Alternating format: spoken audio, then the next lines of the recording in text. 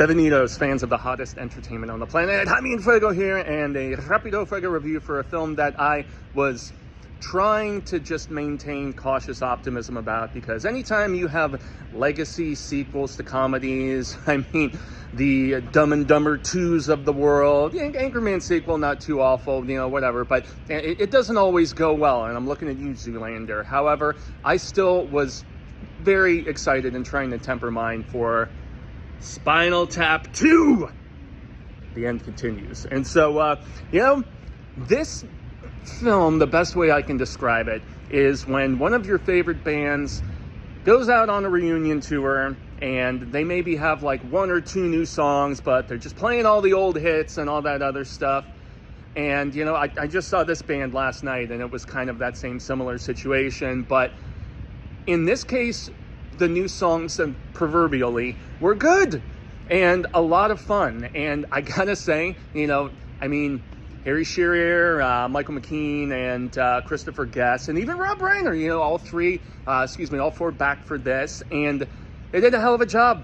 It's not as iconic as the original film. Few things can be, but the new stuff, like this new asshole British manager who's like, no, it's the music business. It's not supposed to be fun. He was a complete asshole. He is a standout.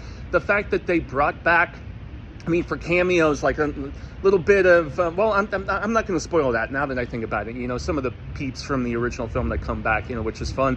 You've seen some of the celebrity cameos like Elton John and Paul McCartney who were in this. This stuff with them was handled tastefully and in an amusing manner. And it's really just a celebration of the original film, which is why bands go on reunion tours in the first place, because the original material was so iconic that, people want to see it again. I have rockumentaries of bands like multiple incarnations and installments, because I'm like, okay, I have the earlier doc that they did where you see some tour footage and performances and everything, and it was young, it was raw, whatever, and then they decided to do another one like a decade or so later, whatever.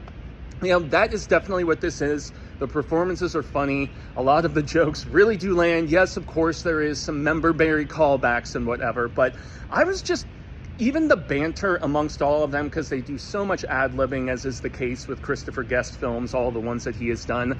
This was gold, and I can't wait to see the freaking, Blu-ray, DVD, home release, whatever, because I guarantee they're going to have this entire concert that they staged in Nolan's, and there's going to be so much other just outtakes and glorious stuff. The original Tap DVD was great, and, this film, it lived up to my expectations.